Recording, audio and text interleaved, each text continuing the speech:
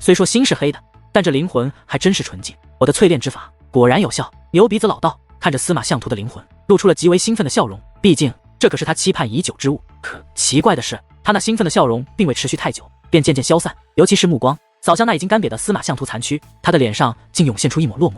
计划了这么多年，本以为攻城之时会兴奋到睡不着觉，没想到会是这样的心情。看着司马相图的残躯，牛鼻子老道陷入了沉思。良久之后，似是做出了什么决定。罢了，给你个体面吧。话罢，他手臂一挥，一股结界之力涌入司马相图身躯，司马相图干瘪的身躯便立刻复原。虽然生机全无，可至少不再是干瘪的残躯，而是一具体面的尸体了。随后，他更是亲手打造了一副棺材，把司马相图的尸体放在其中，手掌轻轻一推，这棺材便于这星空之中漂浮，向浩瀚修武界的深处行去。而牛鼻子老道就望着那副棺材，直到消失在他的视线之中，才再度将目光投向手中的灵魂。忽然，他嘴巴一张，竟直接将那灵魂吞入腹中，随后单手捏诀，法诀力量之下，其双眼开始放光，周身都产生了奇异的变化。若是有人在场，谁都能看得出来，这是一种极好的变化。可牛鼻子老道却突然目露慌乱，居然还差一点。此话说出，牛鼻子老道将目光投向黑煞老魔，探手一抓，黑煞老魔便被牛鼻子老道吸到身前。黑煞老魔发出痛苦的惨叫，因为他的灵魂正在被牛鼻子老道吞噬。没过多久，黑煞老魔便彻底没了动静，身体更是如同石化了一般，没有了一丝血色。当牛鼻子老道放手之时，他身躯便立刻化为灰烬，飘散于这星空之中。可牛鼻子老道脸上的忧色却是丝毫不减，太弱了，根本不够。牛鼻子老道眉头紧皱，似是遇到了难题，但很快他面露喜色，差点忘了这个老家伙。说话之际，牛鼻子老道从乾坤袋内取出一物，随后手臂一扬，一道巨型宫殿便浮现在了星空之上。此物名为千变幻宫，乃是黑煞老魔的秘宝。当年楚风与夏言、笑笑公主前去参加黑煞老魔为其孙女准备的招亲大会，就曾进入这千变幻宫接受考验。这千变幻宫本身是一件秘宝，哪怕黑煞老魔也无法彻底掌控。他与千变幻宫的关系更像是合作关系。黑煞老魔需要不断的向千变幻宫灌输结界之力，灌输足足30年之后，才能让这千变幻宫开启一次。且开启之后，只有小辈可以踏入其中。小辈踏入其中，若是能够得到好处，那么黑煞老魔便也可以从千变幻宫内得到好处。这也是为何黑煞老魔用自己的结界之力淬炼千变幻宫30年，才让其开启，却愿意让小辈进入其中的原因。可此时，牛鼻子老道抬手一掌，竟直接将这千变幻宫打得满是裂痕。紧接着，牛鼻子老道又是一掌轰出，但这一次此掌轰出没有发动攻势，而是幻化出看一只武力大手。武力大手直接从千变幻宫的裂痕处进入了千变幻宫之中。过了没多久，这武力大手从千变幻宫抽离而出，武力大手之中竟多出了一道身影。这是一位老者，他有着长长的头发以及长长的胡须，头发与胡须都长达几十米，如绸缎一般自其身体延伸而出，飘在半空之上，仙风道骨，宛如仙人灵士。可就是这样一个存在，他的身上却拴着一道道锁链，那锁链一直延伸到千变幻宫之中。这位老者，楚风曾经见过。当日楚风进入千变幻宫历练的时候，这位老者曾帮过楚风。当时这位老者是被困在了千变幻宫之内，所以当时曾对楚风说，若是楚风日后踏入神袍，可以来帮他。若是楚风愿意帮他，他会给予楚风重谢。并且老者还说，千变幻宫是由千变妖狐所掌控的，大概也就是说，老者其实是被千变妖狐困在了千变幻宫之内。只是除此之外，关于其他事情，老者却不愿意多提。楚风只记得这老者施展的伏魔圣火很是神奇。忽然，牛鼻子老道武力大手用力一扯，那锁链竟全部断裂。这一幕让那仙风道骨的老者也是大惊。扯断困住老人的锁链后，牛鼻子老道的武力大手也是放开了老者，使得老者彻底恢复了自由之身。感谢这位大人救老夫脱困。那位老者赶忙对牛鼻子老道施以大礼，你当日不是叫我弟子日后救你，还说若他救了你，你会给予重谢。今日我替我弟子救你，那重谢你给我即可。牛鼻子老道说道。原来他一直暗中跟随楚风，当日在道海偷听到海仙姑与怨神婆婆谈话的黑影是他，当日在圣光师神与圣光千余师徒俩手底下救下了楚风的神秘人也是他。哪怕黑煞老魔那场招亲大会他也在场，甚至千变幻宫内发生的事情别人都不清楚，可他却全都知道。这位大人，不知你的弟子是谁？那位仙风道骨的老者问道。我的弟子便是楚风，你虽躲在千变幻宫内，但我并未封锁住你的视线。这段时间我所经历的，你应该看得清楚，大家都是明白人，你就别跟我装傻了。你说对吗？伏魔仙尊牛鼻子老道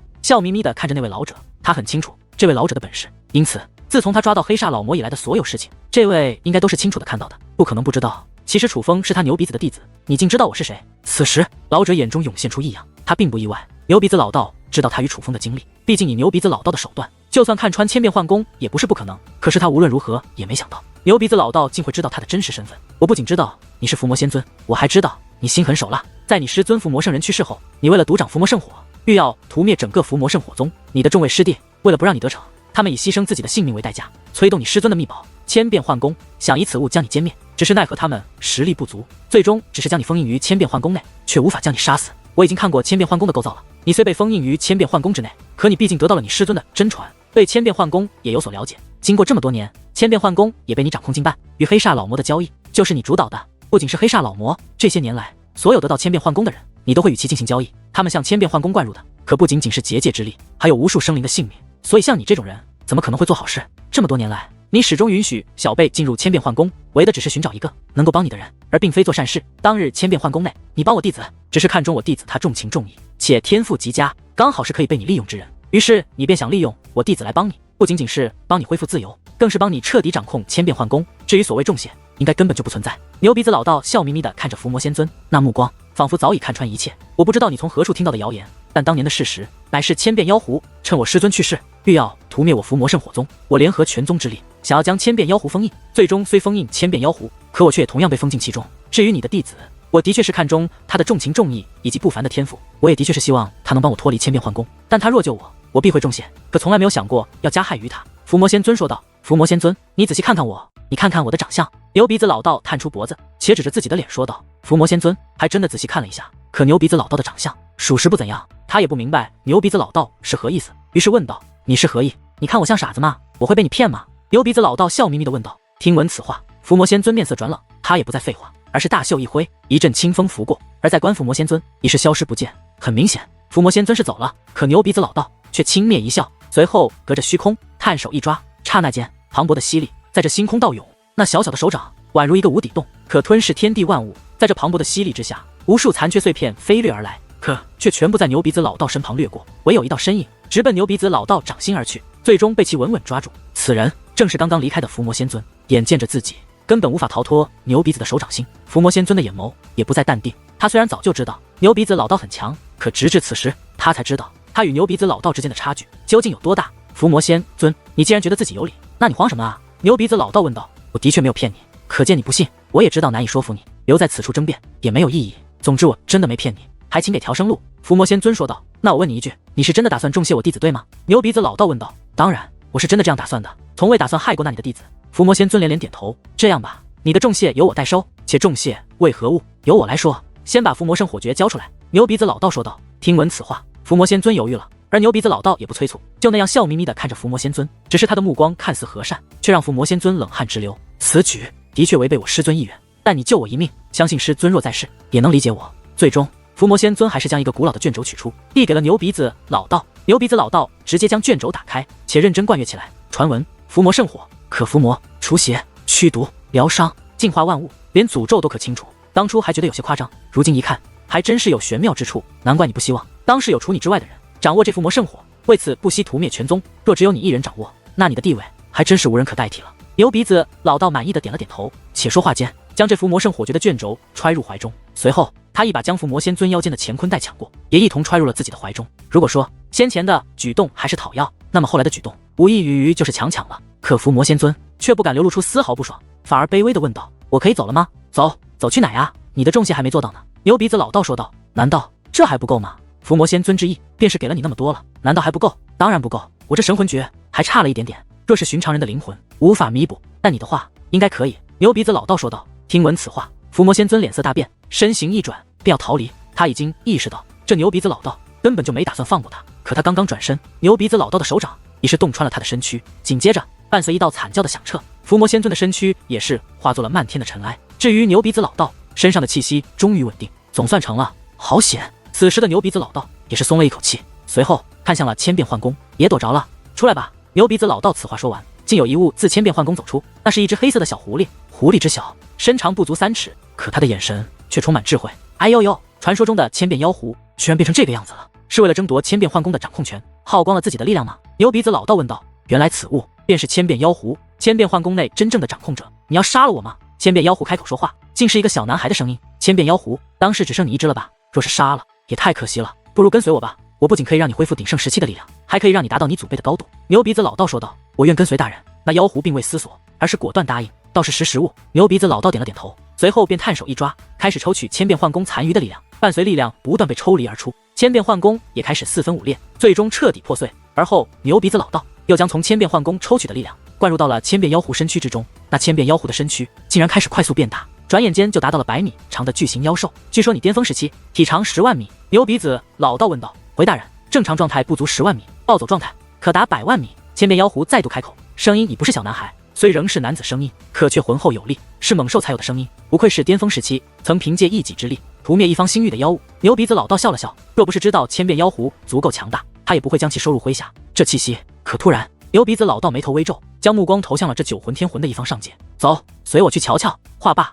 牛鼻子老道便身形一番，骑在了千变妖狐的身上。只见一道黑光掠过，千变妖狐与牛鼻子老道皆是消失不见，只留下那方下界残缺的碎片于这星空漂浮。朵亚上界是与9魂圣族居住的上界距离较近的一座上界，这里也是完全被9魂圣族所统治的世界。而亚朵上界内，眼下却是出现了一个怪物，磅礴的黑色气焰遮天蔽日，充满邪恶之气。但如此磅礴的黑色气焰，却是从一个渺小的身影释放而出。这个人乃是明日皇子。明日皇子此时处于暴走状态，身体散发着远超其自身实力的强大力量，并且他几乎丧失了意识，浑身只剩下了一股暴力之气。还好此地周围没人，否则就凭借他身上的暴力之气，必然会大开杀戒。忽然，一道巨大的身影穿过虚空，来到了明日皇子的不远处。这乃是千变妖狐，而千变妖狐的身上所坐着的人，正是牛鼻子老道。原来是这个小鬼，是通过司马相图的阵法逃到了这里吗？想不到血脉之力竟会如此强横，至于变成这个样子，应该是司马相图那老东西在他身上布下了特殊的阵法。司马相图死后，阵法触发才会变成这个样子，是想利用他的力量大开杀戒吗？司马相图还真是卑鄙啊，哪怕自己要死，却也想在死后做出一些伤天害理的事情。牛鼻子老道追随气息而来，发现是明日皇子后也很意外，但其实他早就发现明日皇子身上有重特殊的阵法，有的阵法是修罗界灵君的那些人做的，但却有一道特别的阵法是司马相图留下的。牛鼻子老道起初没在意，而现在他根据猜测就已经猜出了那阵法的用途，那是一种会让明日皇子暴走的阵法。说白了，司马相图是天生的恶人，这阵法就是为恶的一种手段。若是他死了，这暴走阵法就会触发，明日皇子就会大开杀戒。而眼下明日皇子所散发的力量，正常情况下几乎可以屠戮整个9魂天河。哟，似乎注意到我们了。忽然，牛鼻子老道发出感叹，因为明日皇子已经将那满是杀意的目光锁定在了牛鼻子老道身上。很显然，明日皇子是要对牛鼻子老道动手了。猛然间，一声如同野兽般的咆哮竟自明日皇子口中传出。与此同时，磅礴的滔天气焰化作数只巨大的黑色利爪，向牛鼻子老道与千变妖狐抓了过来。那个架势就是要将牛鼻子老道硬生生的撕碎。可面对明日皇子的攻势，牛鼻子老道只是轻哼一声，那可怕的黑色气焰竟然全部静止。不仅是那可怕的黑色气焰，就连明日皇子自己也好像受困了一般，尽管他咬牙切齿，咆哮不断，奋力挣扎，可却难以动弹。牛鼻子老道的眼中也是涌现出了一抹杀意，只见他御空而起，踏空而行，一步一步向明日皇子逼近。似是感受到了牛鼻子老道所散发的杀意，那已经丧失意识进入暴走状态的明日皇子竟本能的开始慌张起来。可当牛鼻子老道来到明日皇子近前之后，却并没有直接动手，这样杀了怪可惜的。也许你的存在对于我那弟子也会是一种帮助，不如让你带着仇恨活下去吧。原来牛鼻子老道忽然改了主意，于是双掌捏诀，随后开始布阵。刹那间光芒普照。如果说先前明日皇子所散发的黑色气焰已是贯穿天地，是从远处也可肉眼可见的恐怖，那么此时牛鼻子老道所布置的阵法，则是比明日皇子所散发的黑色气焰还要磅礴数倍，就宛如真的是一轮明日忽然坐落在了这世界之上。这样的光芒，整个世界都是可以清晰可见。可很快，那巨大的阵法立刻开始收缩，最终竟收缩到了只有鸡蛋大小，漂浮于牛鼻子老道的手中。只见牛鼻子老道对着明日皇子的脑门轻轻拍了一下，那阵法便融入明日皇子脑门。下一刻，他所释放的所有气焰都自动回到他的体内，而他那恐怖的眼眸也是渐渐恢复到了正常的状态。只是此时的牛鼻子老道以及千变妖狐却都已然消失不见。刚刚发生了什么？明日皇子望着四周，一时之间竟有种如梦如幻之感。他的确是通过司马相图的阵法逃脱到这里的，只是突然之间他就进入了一种特别的状态，而他现在也分不清那是真实发生过的，还是只是自己太累。可忽然，明日皇子的眼眸闪烁出了一抹奇异的光芒。楚风，我一定要亲手宰了你。他这一句话蕴含着极强的恨意。此话说完，明日皇子便御空而起，向远处行去。至于牛鼻子老道，他就隐藏于虚空之中，看着那满含恨意向远处行去的明日皇子，他的嘴角露出了满意的笑容。但很快，他回头看向身后，既然来了，何不现身？牛鼻子老道此话说完，他所望的方向，空间如湖面掀起波浪一般，阵阵扭曲。随后一道身影竟从中走出，那是一个背着斧头的中年男子。这男子从样貌来看十分普通，可他却拥有着深不可测的实力。当日也正是他逼迫地狱使将楚风送回9魂天河，且将那可怕的小女孩从地狱使手中抢夺了过去。我是应该叫你柴夫，还是叫你宋长生呢？牛鼻子老道问道。那我是应该叫你独孤凌天，还是应该叫你牛鼻子老道？中年男子也是问道。哈哈，当今东域也只有你敢与老夫这么说话。牛鼻子老道笑了笑，而中年男子则是不以为然，将目光看向明日皇子离去的方向。你这样做好吗？那个修罗小鬼的血脉之力可是不俗，你又给他种下对楚风的敌意，你就不怕他日后修为大成，真的杀了楚风？中年男子问道。你懂什么？老夫岂会害我弟子？我那是在帮他。牛鼻子老道说道。随便你吧。中年男子应该也是感受那气息而来，眼见事情解决，他便准备转身离去。别急着走啊！见状，牛鼻子老道赶忙说道。有事吗？中年男子问道。我怕我那弟子以为我被司马相图绑走，担心我儿走了歪路，你去帮我报个信。说话间，牛鼻子老道将一封信函取出，丢向了中年男子。居然叫我给你送信！中年男子接过信函，有些不悦，这点小忙也要计较？也罢，你就算不给老夫面子，看在那个男人的面子上，你就当帮他，帮我跑一趟总行了吧？牛鼻子老道说道。听闻此话，中年男子目光变化，果然，那楚风是他的儿子。中年男子问道。你不会还不知道吧？你去祖武天河打听一下，不就知晓了？牛鼻子老道问道。我答应过他，永生不踏入祖武天河。中年男子此话说完，便转身离去，但却是带着牛鼻子老道的信函离开的。所以牛鼻子老道知道这个忙，中年男子一定会帮，只是还是不由笑了笑。真是的，不就是当年那座遗迹，抢了你一个宝物，居然记仇到现在。话到此处，牛鼻子老道看向了九魂圣族所在的方向。楚风，神之时代已然开启，我们师徒都要努力啊！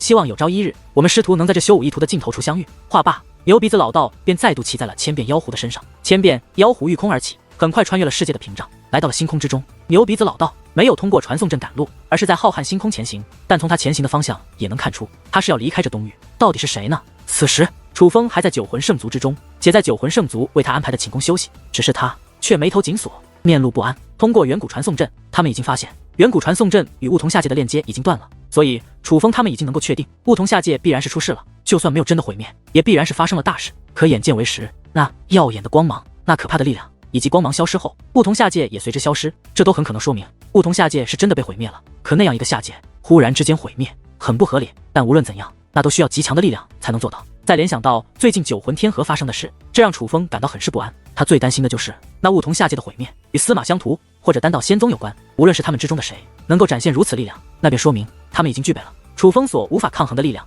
哪怕修罗大军也是无法抗衡。这就是楚风担心的地方。他担心司马相图卷土重来，毕竟司马相图的确具备着很多难以理解的手段。之前楚风已经见识过了一些，他已经不会小瞧司马相图，甚至就算司马相图拿出更惊人的手段，楚风也不会意外。当然，不一定是司马相图，也有可能是丹道仙宗，但无论是谁，那都将代表着楚风他们很可能也要大难临头了。所以楚风只能祈祷此事与司马相图和丹道仙宗无关。这感觉，可忽然楚风神色大变，于是赶忙看向外面，这才发现一股刺眼的光束封锁住了一座寝宫，而那座寝宫乃是笑笑公主所在的寝宫。眼见不对，楚风赶忙动身来到笑笑公主的寝宫之外。与此同时，那光束惊动了整个九魂圣族，所以不断有人到场，好强的力量根本进不去。来到此处，众人便纷纷尝试想要破开这光束进入其中，可却发现他们根本无能为力，哪怕楚风让界灵王出手也是不行。同时，这光束也是封锁了一切，哪怕是楚风的天眼也无法通过它看到那寝宫内到底发生了什么。这让楚风十分担心。梧桐下界刚刚毁灭，这里便出现了如此强大的力量，强大到连修罗王都无可奈何。这让楚风不得不将两件事联想到一起，不知来者何人，但还请不要伤及我的朋友。无可奈何之下，楚风只得对着那光束抱拳施礼，只是他的礼节也是没有得到丝毫的回应。这一刻，整个九魂圣族都陷入了恐慌之中，甚至有胆小之人已经开始逃跑。他们害怕这光束就是毁灭了梧桐下界的光束，他们害怕这里也会遭受同样的劫难，害怕自己也将一同被毁灭。但楚风以及王玉贤、怨神婆婆、道海仙姑以及九魂圣族的个别人还是选择留在此处。王玉贤、怨神婆婆以及道海仙姑他们是觉得这力量的主人应该不是冲着笑笑公主，而是冲着楚风来的。对方拥有如此力量，楚风就算逃也根本没有机会，所以他们选择陪着楚风来面对这一切。至于九魂圣族那些人，则是纯粹忠于九魂圣族。在这光束持续了片刻之后，忽然间有了变化，所有人都察觉到了这变化，而楚风更是大胆地向那光束走去。他先是将手放入其中，惊愕地发现手掌可以放进去了，这正是这光束的变化。先前楚风是根本无法穿透这光束的，但是现在他已经可以了。于是楚风也不废话，直接穿过了整个光束。见状，王玉贤也是赶忙跟了过去，可他却根本无法穿过光束，好像只有楚风可以。王玉贤回头说道。见状，怨神婆婆以及其他人也是纷纷尝试，这才发现果然只有楚风可以进入。眼下楚风穿过光束，发现笑笑公主的寝宫完好无损，楚风哪怕没有踏入其中，只是通过天眼就可以看到寝宫内的情况。而这一看，楚风更是大惊，他发现笑笑公主平躺在寝殿的床上，陷入了沉睡。虽是沉睡，可气息平稳，可以说是安然无恙。但若只是如此，不足以让楚风意外。让楚风意外的是，除了笑笑公主之外，这寝宫的大殿内还有一个人。这个人乃是仙喵喵。仙喵喵竟从笑笑公主体内逃了出来，并且看他的状态非常的好，这是最令楚风诧异的。先不说仙喵喵正常来说不会逃出来，就算他用剥离之法帮仙喵喵从笑笑公主体内剥离而出，仙喵喵也不可能这样安然无恙，多少都会受到一些影响，需要花费时间才能恢复。而这问题的答案，也许仙喵喵知晓。于是楚风也不再犹豫，而是推开店门。楚风看到楚风，仙喵喵顿时面露笑容，而从他的眼神可以看出，他看到楚风虽然高兴，但却并不意外，显然早就知道楚风会到来。喵喵，你没事吧？楚风虽心中有着诸多好奇，可是看到仙喵喵之后做的第一件事，却仍然是抓住仙喵喵的脉搏处，用自己的精神力认真的帮其诊断。傻楚风，你看我不是活蹦乱跳的吗？哪里像是有事的样子？仙喵喵笑嘻嘻的说道。而经过诊断，楚风也是确定仙喵喵没有说谎，他的确安然无恙。喵喵，你是怎么从笑笑公主体内出来的？楚风好奇的问道。直觉告诉他，仙喵喵很可能知道答案，是我师尊帮我逃出来的，而且我师尊已经告诉了我沉睡这段时间发生的事。楚风，你也太厉害了，真是想不到在祖武下界你能拯救我们，到了这九魂天河，你同样可以拯救我们。仙喵喵夸赞楚风的时候，眼中满是骄傲，可楚风却是面露疑惑。你师尊是谁啊？楚风问道。我师尊是谁？其实我也不知道他是谁。仙喵喵抓了抓自己的小脑袋，笑嘻嘻的说道。你也不知道他是谁？而听到这里，楚风更诧异了。对啊，因为我刚刚才认识他，也是刚刚才决定拜他为师的。仙喵喵说道。前辈可否出来相见？楚风抱拳施礼，他知道仙喵喵的师尊就是那道光束的主人，光束既然还在，他必然也还在。楚风，别问了，我师尊若想见你，就不会让我来传话了。仙喵喵说道。传话？喵喵，你师尊有话对我说？楚风问道。准确来说，是你师尊有话对你说。仙喵喵说话间，将一封信函取出，而这信函正是牛鼻子老道交给那背着斧头的中年男子的信函。我师尊。楚风有些诧异，他师尊不是被司马相图抓走了吗？但还是从仙喵喵手中接过信函。信函打开后，发现信函是空的，可在信函打开的那一瞬，却有一股力量顺着信函涌入了楚风的脑海，那便是信函的真正内容。楚风，当你收到这封信函的时候，为师应该已经不在东域了。有些事，为师思索良久，还是决定告诉你真相。为师不是被那司马相图绑走的，为师是自行去追赶他的。如今司马相图已被为师斩除，你不必担心司马相图卷土重来，更不必担心为师安危。听到这里，你应该也大概了解了，为师并没有表面上那么弱。当然，我若真的那么弱，也没资格做你师尊。别怪为师之前骗你，没有直接帮你斩除前路荆棘，为师故意不出手，只是想刺激一下你，让你更快的成长罢了。而现如今这结果，也令为师感到欣慰。你果然没有让为师失望，不愧是我看中的弟子。虽说司马相图已除，可其弟子却流亡在外，其弟子便是修罗界灵军中的明日皇子。此子血脉极强，甚至强到他父亲都不了解，而他对你恨意颇深，定会找你复仇。切记小心，你这小子虽然机灵，可也太重情义，此乃你之软肋。为师知道劝不了你，所以便继续做你自己吧。虽说这是你的软肋，可却也是你之魅力所在。但切记一点，无论如何要保证自己可以活下去。只要你顺利成长，终有一日，你我师徒会再度相会。所以楚风一定要好好的活下去，别忘了你的太古乾坤图还在为师这里寄存着呢。牛鼻子老道留给楚风的内容并不多，可却令楚风感到欣喜。他能够确定这信函就他师尊牛鼻子老道留下的，而令他意外的是，他师尊居然隐藏了实力。这也就难怪之前牛鼻子老道始终给楚风一种深不可测之感了。但最令楚风欣喜的，倒不是他师尊隐藏实力让楚风有了底气，而是他师尊原来不是被司马相图绑走，反而是自己去追赶司马相图，并且已将司马相图斩杀。楚风自然担心司马相图卷土重来，但其实更担心牛鼻子的安危。如今这两个担心皆可消除了，只是楚风没想到的是，明日皇子居然是司马相图的弟子，并且如今对自己记恨于心。当然这是一件小事，毕竟修罗大军都在楚风手中，这明日皇子楚风自然不足为惧。楚风，你师尊对你说了什么？怎么突然如此高兴？仙喵喵好奇地盯着楚风，他发现楚风接过信函，表情便产生了变化，先是意外，随后便不自觉地笑了。而仙喵喵知道这一定是与楚风师尊留下的内容有关，不告诉你，反正是好事。楚风故意卖起了关子，且说话间将那信函收入了怀中。虽说信函内容他已知晓，这留下的信函不过是个空壳摆设，可毕竟是他师尊留给他的，楚风还是认真收好。真是小气。仙喵喵撇了撇嘴，想知道也可以，你先说，我师尊的信为何在你师尊手中？难道他们相识？楚风问道。是相识，且相识多年，但除此之外我也不知了，所以你也别再问我你师尊和我师尊的关系了。仙喵喵说道。那你师尊还与你说什么了？楚风继续问道。我师尊说，如果你真想知道他是谁，可以去问九魂圣族族长，只是关于我师尊的事，你莫要张扬，只要你自己知道就好了。仙喵喵说道。我知道了。楚风说话间看向仙喵喵，忽然察觉到了什么。喵喵，你该不会是现在就要走了吧？楚风问道。我等一下就跟着我师尊离开了。仙喵喵说道。那不与你母亲告别了？他可是很担心你。楚风说道。我师尊只让我与你告别，你可以转告我母亲，我现在没事，也可以说我拜了一个人为师，但其他的便不要说了，我师尊不让。仙喵喵说道。好，那代我谢谢你师尊。楚风说道。楚风，忽然仙喵喵的语气变得认真起来。怎么了？楚风问道。仙喵喵有些犹豫，可最终在其脸上露出了灿烂的笑容。抱一下吧。仙喵喵说话间，便走到了楚风近前。楚风也没有拒绝，而是张开双臂，将仙喵喵揽入怀中。喵喵，要照顾好自己。楚风对怀中的仙喵喵嘱咐道：“我跟随师尊，最多吃苦，但不会有生命危险，所以要照顾好自己的。可是你也不是小孩子了，做事可别像从前那么鲁莽了。”仙喵喵嘱咐道。听仙喵喵这样说，楚风也是意味深长的笑了。是啊，他们虽仍是小辈，可却也的确不是小孩子了。就在此时，一道结界门出现在仙喵喵的身后，看来是你师尊催你了。楚风说道。应该是呢。楚风，那我走了，你可要加油，我师尊厉害着呢，小心被我远远甩开哦。不过还是要优先照顾好自己。仙喵喵此话说完，便从楚风怀中抽离，且立刻转身向那道结界门走去。虽然仙喵喵转身的很快，可楚风还是注意到仙喵喵眼角那不舍的泪水，他是故意转身，是不想让楚风看到他哭了。其实楚风心中也有诸多不舍，毕竟仙喵喵在楚风的地位也是极宠。对了，喵喵！忽然，楚风喊住了仙喵喵，且说道：“九魂圣族对你们母女所做之事，你想怎么处置？只要你说，我都会帮你。”楚风说道：“我和我母亲不都好好的吗？就算了吧。”楚风，不用担心我，但也不要让我担心你。此话说完，仙喵喵便进入了那结界门之中。仙喵喵踏入结界门后，那结界门便立刻消失了。与此同时，束缚宫殿的光束也随之消失。光束消失，许多人便冲了进来，看到楚风与笑笑公主都是安然无恙，众人也是感到意外。这一幕与他们想象的可不太相同。而就在此时，笑笑公主也是醒了。楚风，你们怎么在这？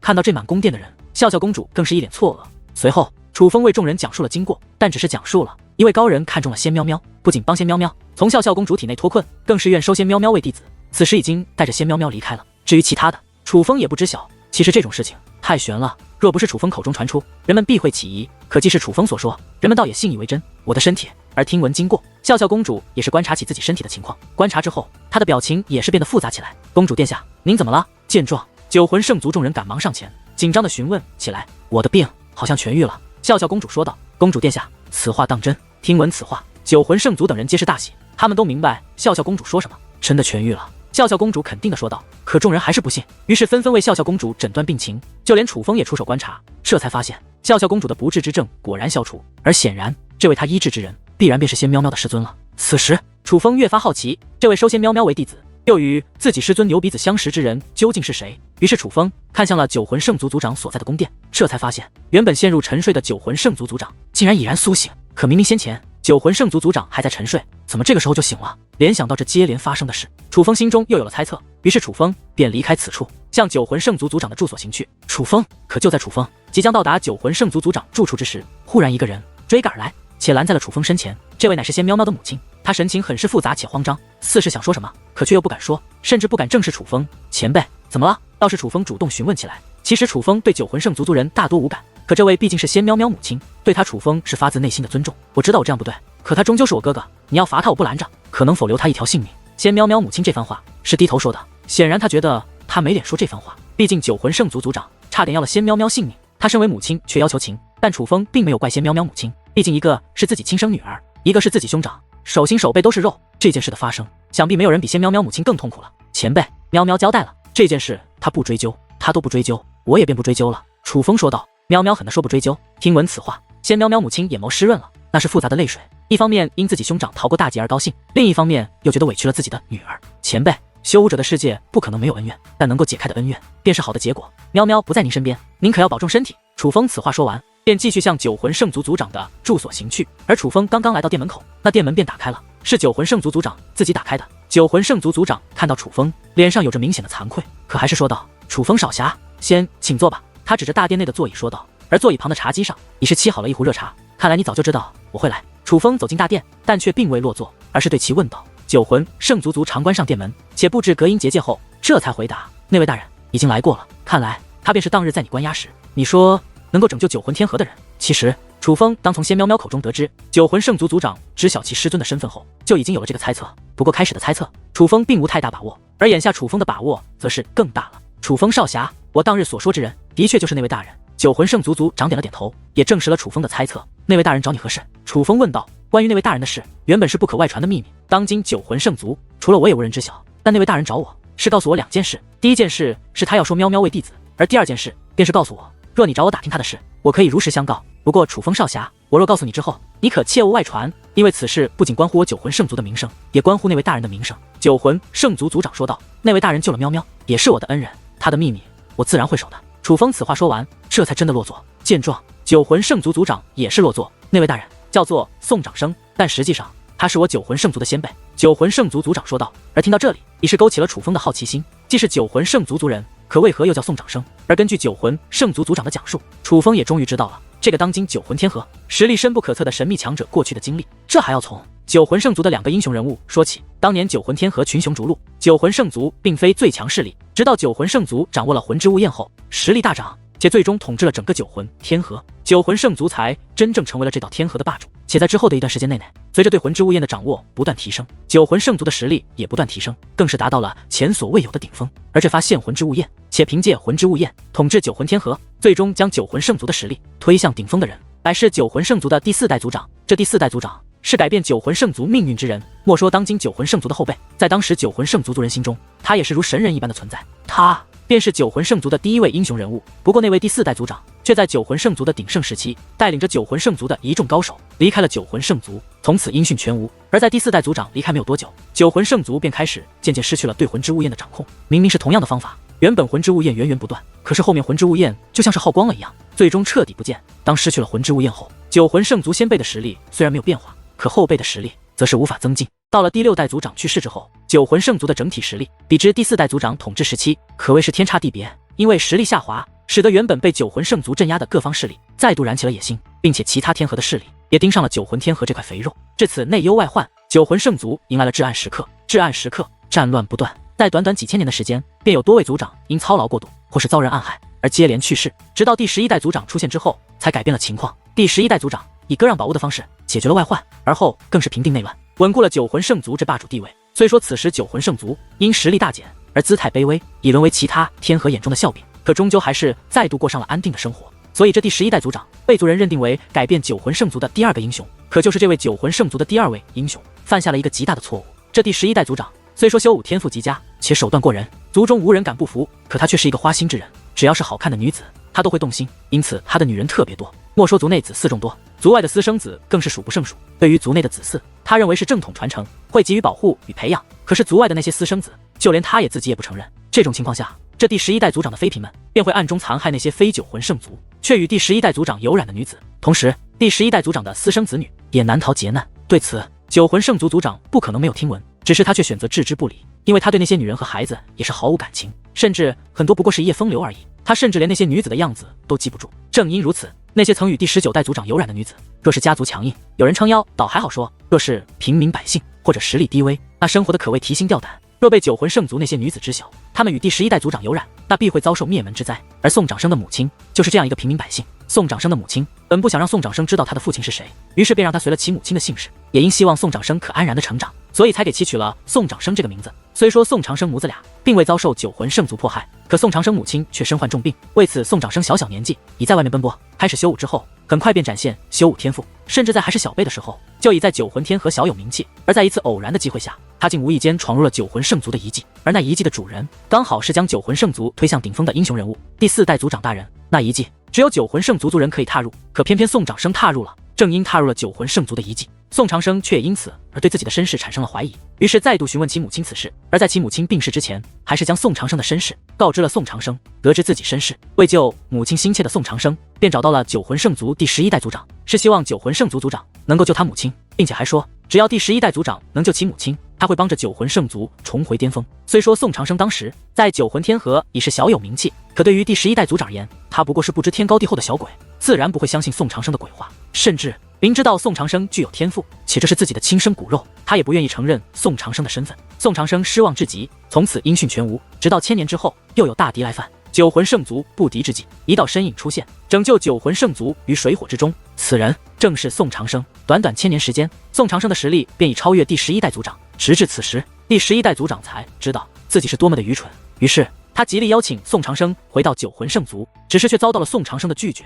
虽说宋长生没有回到九魂圣族，可他却一直与九魂圣族保持联系，或者说他一直在用自己的方式守护着九魂圣族。楚风询问道，九魂圣族在第11代族长去世后，其实衰落得更加迅速了。如今九魂圣族还能健在，那位大人的确功不可没，但他不想透露身份，所以九魂圣族几乎明无人知道他的存在，就连我也是在我父亲去世之前才知道了关于他的事情。九魂圣族族长叹道，他是不是在当年第4代族长留下的遗迹中得到了什么，所以当年找到其父亲救治其母亲的时候才说他可以帮助9魂圣族恢复巅峰实力。楚风好奇地问道。其实得知宋长生曾经过第4代族长大人留下的遗迹后，第11代族长曾去调查过，后来发现只是第4代族长大人随手留下的遗迹而已。那种遗迹在9魂天河有很多，根本没有特别之处，没人知道那位大人后来经历了什么才能成长到那般强大。但毋庸置疑的是，他的实力深不可测，乃是我9魂圣族的守护神。9魂圣族族长说道。除此之外，你可还知晓其他的事？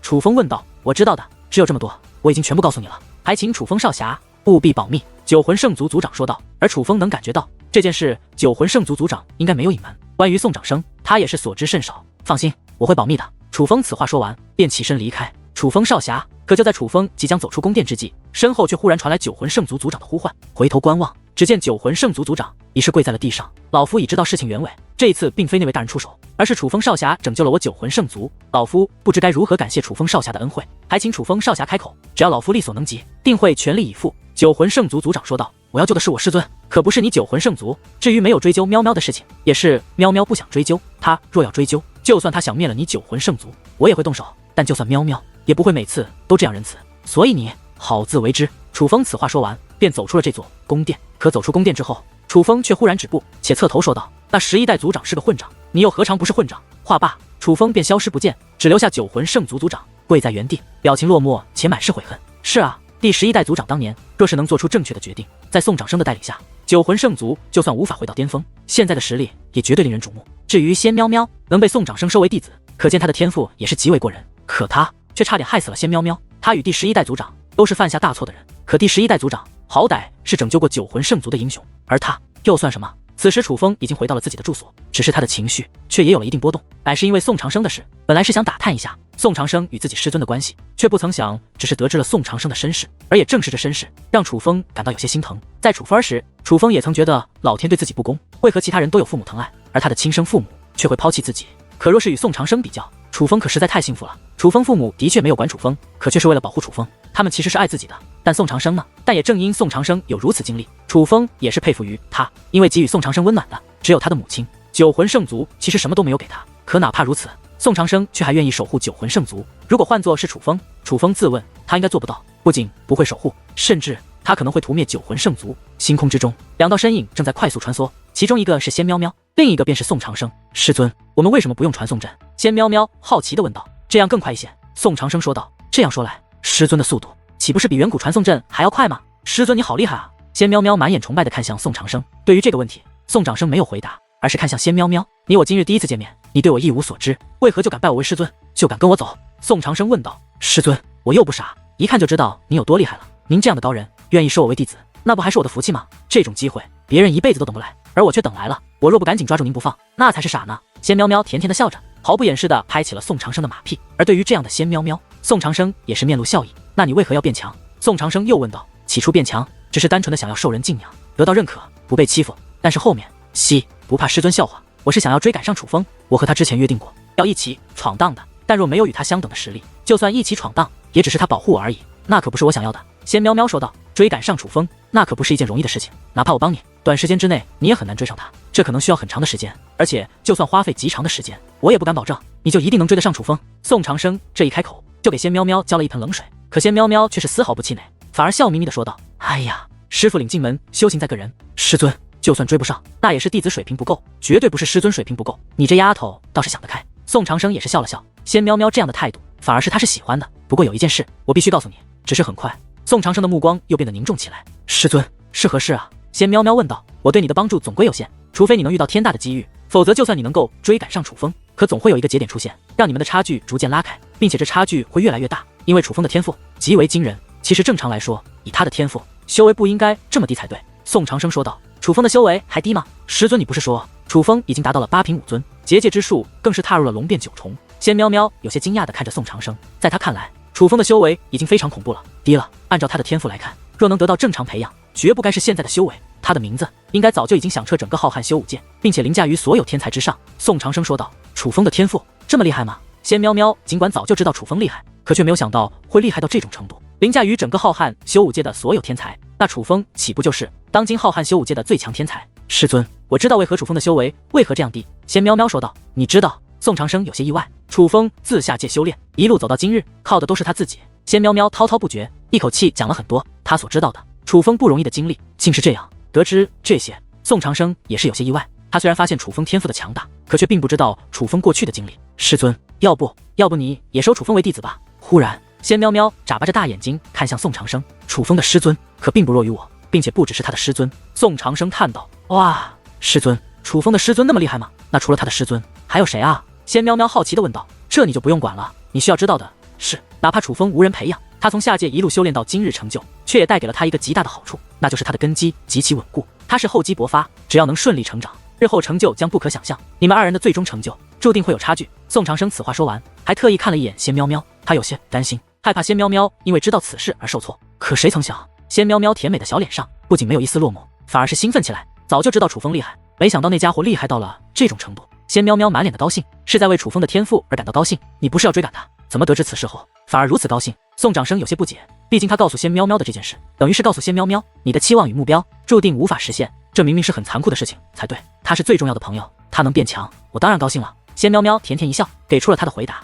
听闻此话，宋长生愣了愣，若只是装腔作势倒也罢了，可偏偏他能感觉到仙喵喵表露出的情感皆是真的。看着这样的仙喵喵，他终于知道为何楚风能够不惜代价的也要解救仙喵喵了。而这样有意，让他内心也被触动，也让他有了一个新的决定。虽说最终差距会被拉开，但你若有胆量炼化此物，差距拉开的速度将会减缓。宋长生说话间，从乾坤袋内取出一个木盒，看到木盒那一刻，仙喵喵便双眼放光。那木盒上面布满了结界，而那结界之厉害，哪怕是他也一眼就能看得出来。这样的盒子本身都是无价之宝，所以他很是好奇，那盒子之中会是何物。而在仙喵喵这满怀期待的目光下，宋长生也是将这木盒打开，刹那间绿光冲天。与此同时，这周遭的一切都开始剧烈颤动起来，那种感觉就像是王者出世，天地万物皆为之臣服。这一幕把仙喵喵都吓得不轻，可哪怕如此，他还是将目光紧紧地锁定在那木盒之中。木盒之中有着一颗拳头大小的球体，球体为绿色，它就像是具有生命一样，不断地蠕动着。与此同时，不断有绿色的气焰从中散开。这是何物？仙喵喵问出此话时，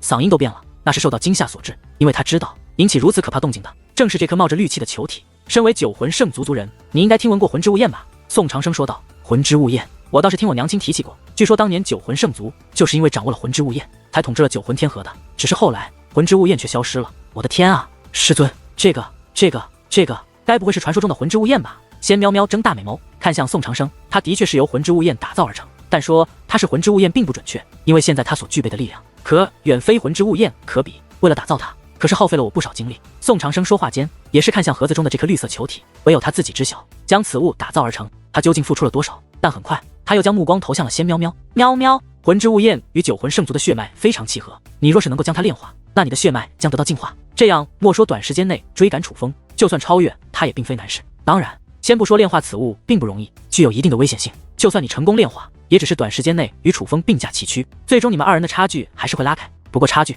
应该不至于那么大。宋长生说道。师尊，我愿意。他话音刚落，仙喵喵便给出了自己的回答。看着仙喵喵那一脸认真且非常兴奋的小脸，宋长生的嘴角也扬起了一抹淡淡的微笑。本来此物他是为自己准备的，可就在刚刚的一瞬间，在他内心深处忽然产生了一个冲动，那就是将此物交给仙喵喵。他也不确定这个决定他日后会不会后悔，可至少现在他想做这件事。到了次日清晨，楚风原本准备离开此地，他是准备去妖灵族一趟，毕竟答应了妖灵族族长，事后要将傀儡大军带回去。虽说现在的傀儡大军并不完整，少了那看不出修为的32道傀儡，可终究还是要物归原主的。况且楚风现在已经知道那熟悉之感是什么了，因此他觉得妖灵族那位大人物很可能与天师神宗有关。就算那位大人物生前不是天师神宗的人，可那个可以制作傀儡大军的兵符应该也是天师神宗的宝物才对。因此楚风想去妖灵族再观察一下，看能否发现什么。可就在楚风将要离开之际，却有客人登门拜访，而这客人来找的便是楚风。原来是圣光白眉、圣光不语以及念天道人3位。楚风少侠，听闻你得到了修罗藏地那些修罗恶灵的帮助，把丹道仙宗那些人都击溃了。楚风少侠，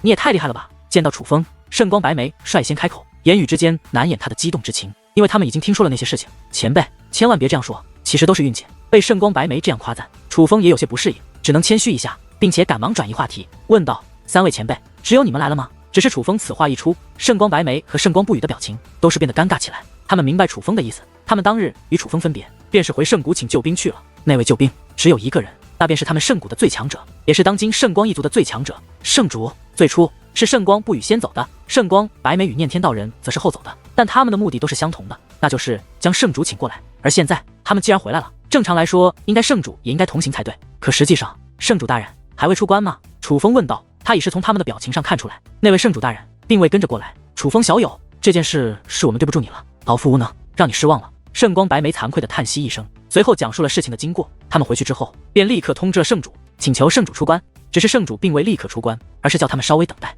他们这么久才过来，就是一直在等待圣主出关。终于在近日，圣主出关了，而他们也不敢怠慢，赶忙讲述了九魂天河发生的事情。可是得知经过之后，圣主只撂下一句：九魂天河的事情轮不到他们圣光一族来插手。此话说完，便继续闭关修炼了。眼见请不动圣主，圣光白眉等人又担心楚风，便私自跑到了这里。可一打探才知道，丹道仙宗的人已经被赶跑了，而赶跑丹道仙宗的人全是楚风。且得知楚风还在九魂圣族后，便直接来见楚风了。难道这位圣主知晓宋长生？得知经过，楚风心中也是泛起了嘀咕。他觉得圣主那句话并不像是纯粹的拒绝帮忙，而更像是他觉得这件事有人会管，轮不到他管。可是纵观九魂天河，几乎无人是丹道仙宗的对手，除了那隐于暗处无人知晓的宋长生。但是此事楚风并未明说，先不说只是自己的猜测，只是宋长生的事情他就不能说。随后楚风便安慰了一下圣光白眉他们，叫他们不必有负担。先不说这大劫已然解除，就算没有解除，楚风其实也不会怪他们，毕竟他们也是尽力了。之后楚风等人便离开了九魂圣族，而见楚风要走，道海仙姑以及王玉贤等人也都是决定一同离开。不过在离开之前，楚风倒是委托了九魂圣族帮一个忙。楚风要九魂圣族帮的忙，那就是寻找那个之前他曾经遇到过的实力强大且有些疯癫的老太太。当初楚风从仙喵喵口中得知这位老太太会时不时说出汉仙二字后，楚风便猛然意识到，也许这位他曾遇到过的前辈就是自己苦苦寻找的奶奶。当然楚风并没有对众人说那位神秘的老太太可能是自己的奶奶，而是说这位前辈对他有过帮助，所以想要当面对其进行感谢。实际上九魂圣族本来就在寻找此人，而见楚风委托，更是决定加大寻找力度，甚至当做眼下最重要的事情来做。随后楚风、圣光白眉等人以及道海仙姑等人便一同离开此处，前往了妖灵族所在的地方。只是来到这里之后，楚风等人却发现那结界门变了，原本让楚风感到熟悉且极为强大的结界大门已是消失不见，取而代之的是一道极为简单的结界门。这道结界门就是一个入口而已，不仅楚风可以轻松穿过，在场的所有人都可以顺利进入。而进入之后，所有人都是大感震惊，因为他们很快便发现妖灵族被屠这件事完全出乎了他们的预料。好端端的，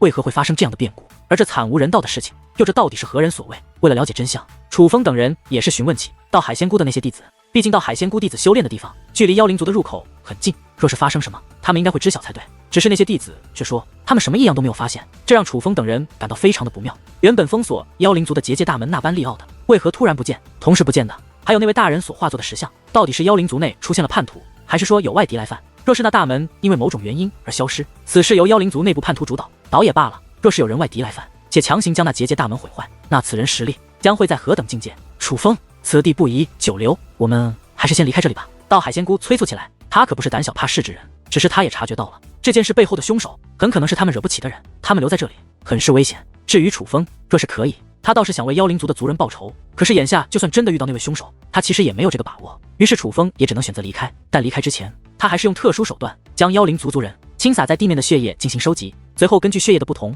分成了不同的墓，将他们全部葬在了一个隐秘的地方。楚风，这件事太诡异了，多半是冲着几万年前那位大人物来的，况且人死不能复生，依我看这件事你还是不要插手为好。安葬了妖灵族那些族人后，道海仙姑对楚风劝道，修武界真是不太平。楚风发出感叹，可却也道出了无奈。若是可以，他倒是想管，虽只是一面之缘，可妖灵族毕竟还是帮了他们。但楚风现在也是有心无力，他也能感受到那屠了妖灵族的人不像是他能对付的。乐乐，这傀儡大军既无法物归原主，就由你带在身边吧。楚风看向王玉贤，这傀儡大军有3人可以掌控，一个是他，一个是王玉贤，而另一个是司马相图。他已经知道司马相图死了，所以现在能够掌控傀儡大军的便是楚风与王玉贤了。其实楚风本身也担心王玉贤他们，毕竟所有人都知道楚风与王玉贤他们关系不错，若是丹道仙宗真的出尔反尔，违反约定，当找不到楚风的时候，王玉贤他们必会遭受牵连。而这傀儡大军毕竟具备一定实力，将他们留在王玉贤等人身边，楚风也放心一些。楚风，你为何不留在身边？王玉贤的第一反应则是觉得这傀儡大军对楚风也有用处。傻丫头，傀儡大军虽强，但我如今可是有修罗大军的人。楚风说道。对哦，你不说我都忘了。那好吧，那这傀儡大军就先寄放在我这里。王玉贤说道。随后楚风便与王玉贤、道海仙姑等人告别。楚风小友，你现在准备去哪？告别之后，圣光不语问道。我准备回大千上界一趟。楚风上次回大千上界，发现自己的族人被一个神秘人抓走了，那神秘人实力很强，楚风不是他的对手。而现在的楚风已是今非昔比，莫说他还掌握着修罗大军，哪怕他自身实力相比当日也是得到了蜕变。虽然楚风知道那个神秘人早就走了，就算回去也恐怕很难遇到，但他还是想去看看，想仔细找一下，看那位神秘人有没有留下一些线索。而得知楚风要回大千上界后，圣光白眉、圣光不语以及念天道人他们则是决定陪同，他们非要陪同，楚风也不好拒绝，于是便一同赶往了大千上界。而来到大千上界之后，楚风还原本想直接前往遇到神秘人的地方，可当其听闻圣光一族正在为楚氏天族打造新的领地之后，他也想过去看一看。果不其然，来到楚氏天族的领地又得到了扩张，而在新的领地范围中，一座座更为恢宏的建筑已是拔地而起，而在远处更是有着无数道身影观望着楚氏天族内发生的一切。在那些人的眼中充满羡慕与嫉妒，因为亲手打造这些建筑的可不是寻常之辈，而是圣光天河的统治者圣光一族。大千上界消息封闭，还不知道楚风的所作所为，但是当他们看到宛如神族一般的圣光一族不仅降临大千上界，还亲自为楚氏天族打造新的宫殿群后，他们就已经知道楚氏天族的地位已经超乎他们的想象。毕竟从众人的议论中可以听出，他们也都觉得这件事很可能与楚风有关。楚风等人没有现身，而是隐藏状态进入了楚氏天族的领地。楚风只是看了一眼圣光一族打造的宫殿群后，便继续深入。他知道圣光一族此举不过是想拍自己马屁罢了，所以相比于这些由圣光一族族人亲手打造的新的宫殿群，楚风更想看看楚氏天族旧的宫殿群，毕竟那里还有着楚风的一些回忆。他也回来了，可是来到楚氏天族旧的宫殿群后，楚风却是面露喜色，因为他在一座建筑的顶端发现了一道倩影，此人楚风认得，乃是同为楚氏天族族人的楚灵溪。